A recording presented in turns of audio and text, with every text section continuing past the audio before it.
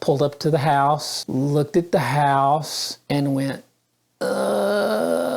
these people are selling this game for drug money, or I'm about to get mugged.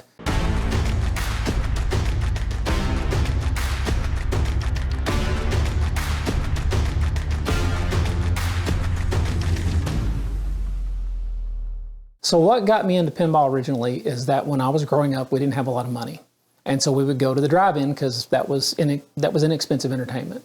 But before the drive-in would open to let cars in, we would go over to the mall, which was oddly enough just a few blocks down, and we would go to the Gold Mine Arcade and we would play pinball. My mom didn't like to play arcade games because you couldn't win free games playing arcade games, but you could win free games playing pinball. My mom was actually a really good pinball player, and so when I was really little, that's what we did. We'd go to the Gold Mine Arcade and we'd play some pinball before time to head over to the drive-in to watch usually either monster movies or slasher movies or Japanese Godzilla movies or something like that. And so I grew up playing pinball from when I was really, really young. And then a few years later, the local gas station here in town got a Spirit of 76. And my great-granddad used to, give me money to go back and play that game. And I just loved getting to go back there and play that game. And I was really pretty good at it. And so I could usually play for a long time on a quarter. And that just sort of stuck. So how did I pick up my first pinball machine? Well, it worked like this. Originally, I collected arcade games and jukeboxes.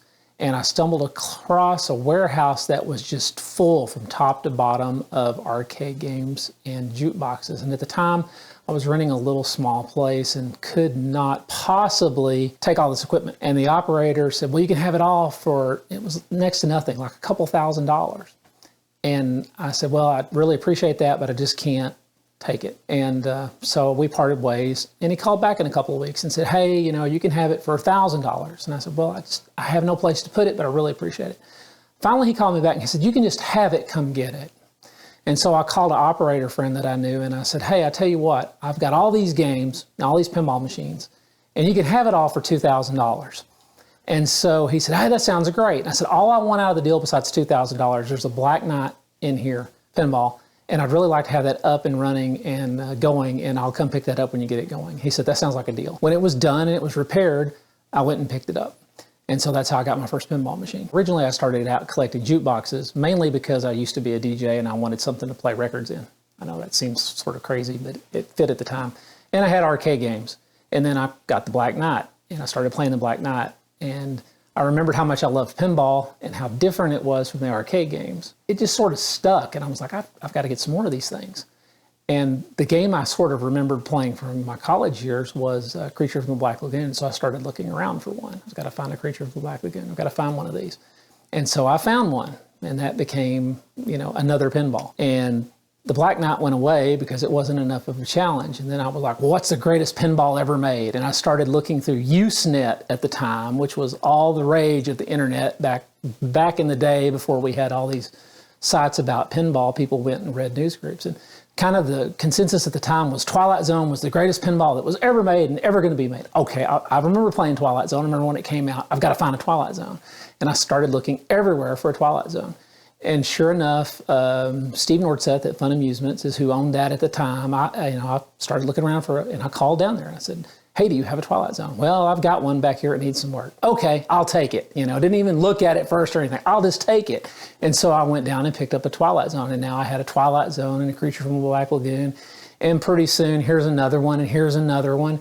And then you're moving furniture out of your house to put in pinball machines. And then pretty soon your wife's looking at you like you need therapy, which you might have needed beforehand anyway.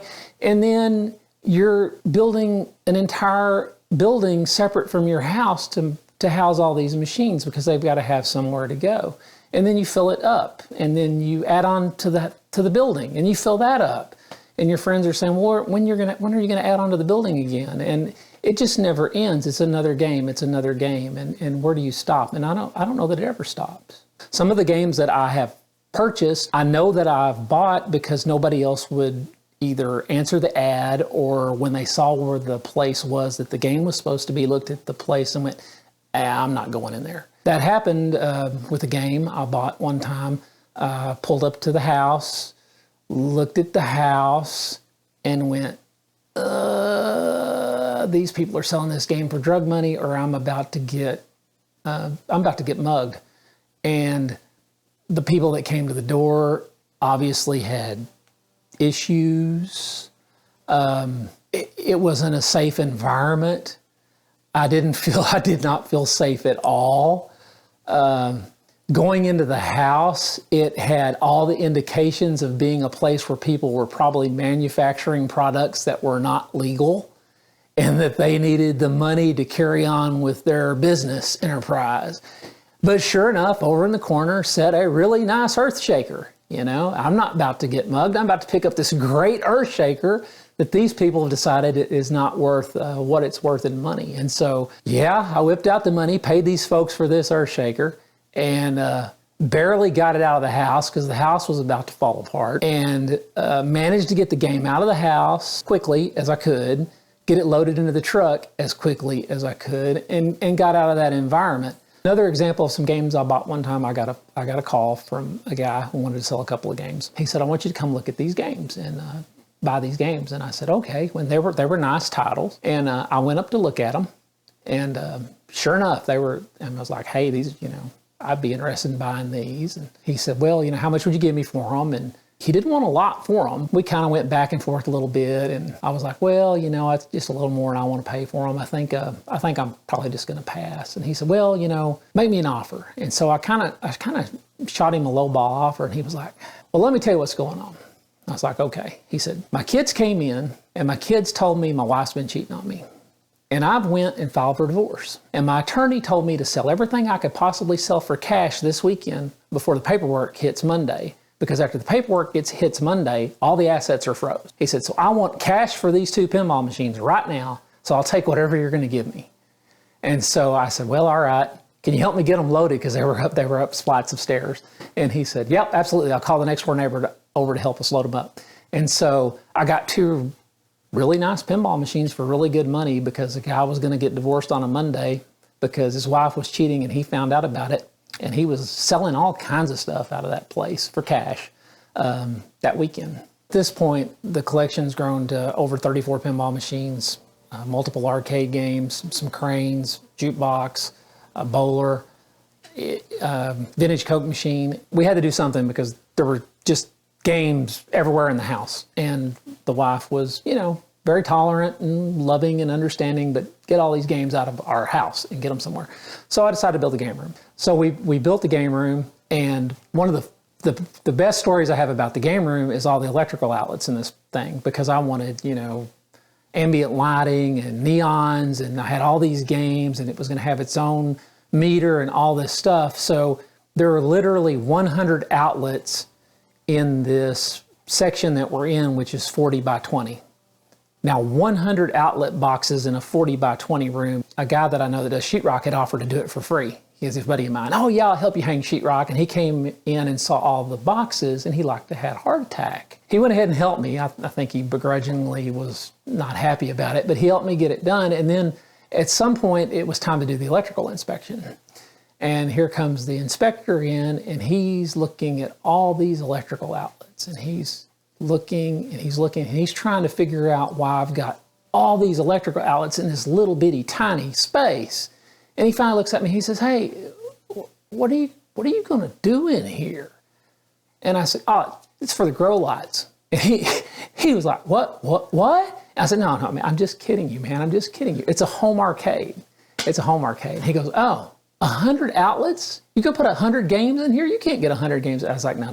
Part of it's for lights and everything. And so yeah, sure enough, there are 100 outlets in the game room, and almost all of them are in use, believe it or not. You can come in here and set all day, and it's a lot of fun, but it's way more fun to share this kind of experience with other people. And so that's the biggest thing about the pinball hobby is pinball people are great people. And so you want to share your games with other players and with other people who are really interested in the hobby. And so one thing we do here is we host tournaments for other players. We host get-togethers for other people in the area. So one thing I do with my collection is I do like to share my collection. And since I'm an educator, one of the things I've done in the past is I've used this as a reward for students. So I've had in the past students that have met certain goals.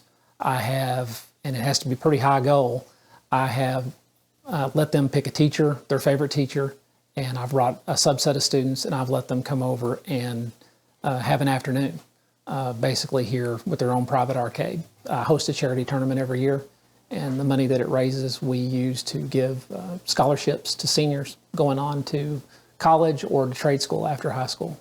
Every year in the spring, the big tournament that I have here for charity is called the Toad Suck Shootout. And everybody always looks at me funny, especially when I announce the scholarship recipients as the recipient of the Toad Suck Shootout scholarship, because that's such an oddball name. And why Toad Suck? And the reason why Toad Suck is because the town I live in, just a few miles from here, before it was a town, there was in the 1800s, there was basically the only thing here was a bar, a saloon, and it was called the Toad Suck Saloon. And that little area was known as kind of the Toad Suck area. I just named the event after that. After the internet kind of became a thing, and yes, I'm old enough to remember when the internet was just text, no graphics, and then it got graphics and all that kind of cool stuff. I set up a website and put pinball stuff on it and jukebox stuff on it and stuff like that. And one night I get a call from, these are in the days when people's websites were hosted with their internet providers. And one night, about 9 o'clock at night, I get a call from my web provider, or my internet provider, and they said, you've got to take your website off of our server. And I said, why? It's part of the deal. And they said, your website's getting so much traffic, it's dragging down the network. No joke. And I said, well, okay. And so way back in 1997, I bought pinballrebel.com. And it's been up and running ever since. Tons of information about pinball machines, jukeboxes, classic games, soda machines, and all things nostalgia. And then from there, we branched out into social media. So Pinball Rebel is on Facebook if you want to like it. I have a YouTube channel as well. Just look for Pinball Rebel.